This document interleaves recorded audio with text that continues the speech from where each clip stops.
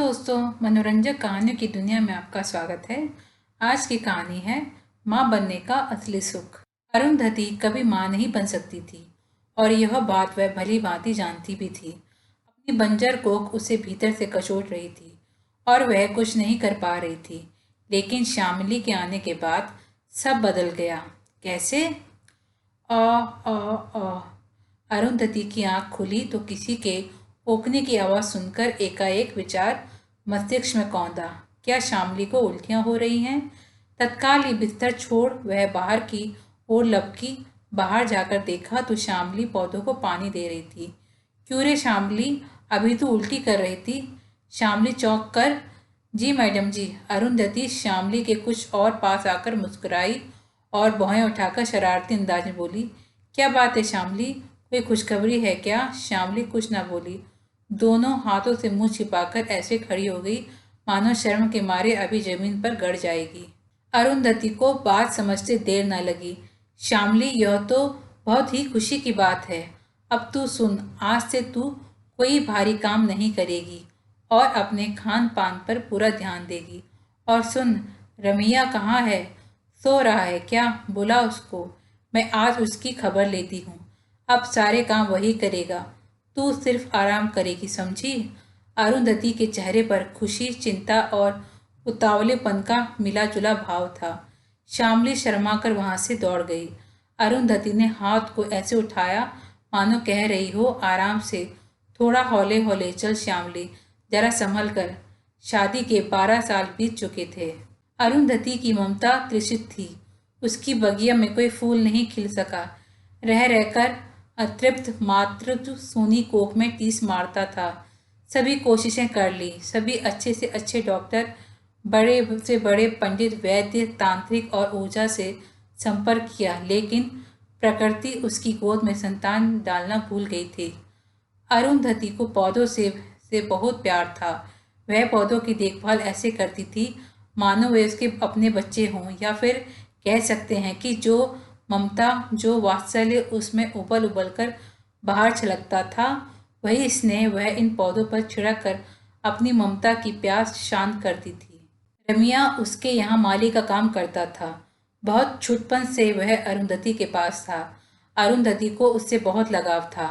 उसने रमिया के रहने के लिए घर के पीछे एक छोटा सा क्वार्टर बनवा दिया था। रमिया अरुंधति का बहुत ध्यान रखता था और खासकर उसकी बगिया का। उसे मालूम था कि इन पौधों में मैडम जी की जान बसती है, सो वह उनकी देखभाल में कोई कसर ना छोड़ता। पिछले साल ही रमिया गांव से गौना करवाकर शामली को ले आया था। शामली तो सांवली, पर उसके नैन नक्श गजब के आकर्षक थे। वह बहुत ही कम बोलती थी, अधिकतर बातों का जवाब बस सिर हिलाकर देती थी। काम में बहुत ही होशियार थी, सो अरुंधति के घर के कामों में भी शामली हाथ बटा देती थी। खाली समय में शामली अरुंधति से लिखना और पढ़ना भी सीखती थी। अरुंधति के स्नेह और अपनेपन की वजह से शामली जल्द ही उससे बहुत ही घुल मिल गई और धीरे धीरे दोनों बहुत ही करीब आ गए। अपनी हर बात एक दूसरे से बांटने लगे। तभी आज अचानक शामली की उल्टियों की आवाज़ ने अरुंधति को चौंका दिया। शामली माँ बनने वाली है, इस विचार से ही अरुंधति इतनी रोमांचित हो उठी कि उसके रोम रोम में सिरन हो उठी, मानो उसकी स्वयं की कोख में से कोई नन्ही कोमपल प्रस्फुटित होने वाली थी। शेखर, अरुंधति अपने पति से बोली। हाँ अरु, कहो क्या बात है? शेखर ने पूछा। वो शामली है ना, वो माँ बनने वाली है। अरे वाह, यह तो बहुत ही खुशी की बात है। शेखर अरुंधति की ओर देखते हुए बोला। हाँ, बहुत ही खुशी की बात है। कितने वर्षों बाद हमारे आंगन में किलकारियां गूंजेंगी। नन्हे मुन्ने, बहुत ही कोमल, रूई जैसे मुलायम, प्यारे प्यारे छोटे से बच्चे को गोद में लेकर छाती से चिपकाने का अवसर आया है शेखर, है ना? मैं ठीक कह रही हूँ ना?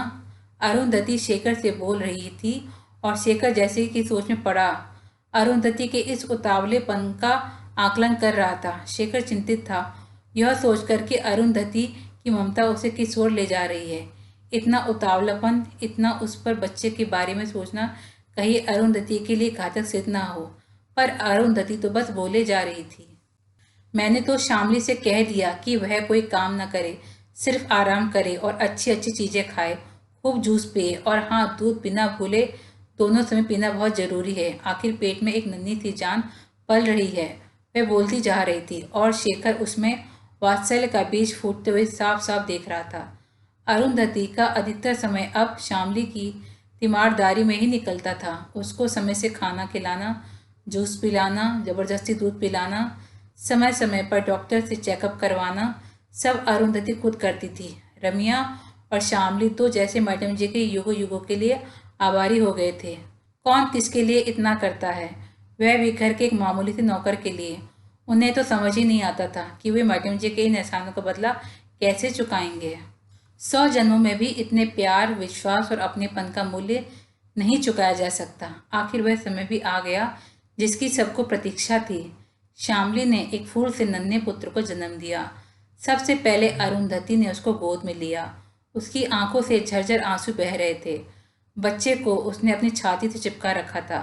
उसे महसूस हो रहा था कि उसकी छाती से दूध की सहस्त्र धाराएं फूट पड़ी हैं।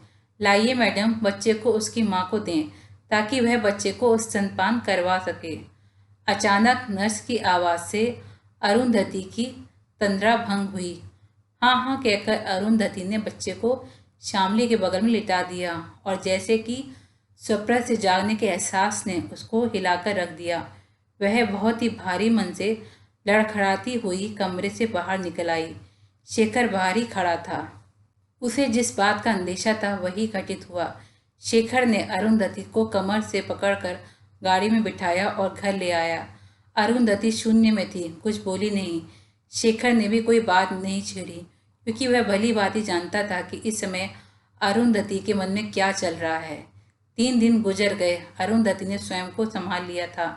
वह रोज शामली से मिलने अस्पताल जाती, कुछ देर बच्चे के साथ खेलती, प्यार करती और घर आ जाती। कल शामली अस्पताल से घर आने वाली थी। अरुंधति ने स्वयं रमिया के यहाँ सारी व्यवस्थाएं करवाई ताकि शामली और बच्चे को कोई परेशानी ना हो। उआ उआ आवाज कानों में पड़ते ही अरुंधति की नींद खुली। अरे यह क्या, शामली घर आ गई। अरुंधति बिस्तर से लगभग भागती हुई उठी और तीर की गति से बाहर निकली। लपक कर रमिया के घर की तरफ दौड़ी। अरे यहाँ तो ताला पड़ा है। फिर शामली कहाँ, कहीं घर में तो नहीं। वह अपने दरवाजे की ओर लपकी, लेकिन उसे फिर बाहर से बच्चे के रोने की आवाज़ सुनाई दी। वह बाहर निकलकर बेचैनी से इधर उधर नजरें दौड़ाने लगी। तभी उससे बगिया में कुछ हरकत सी महसूस हुई। वह तुरंत उस ओर दौड़ी।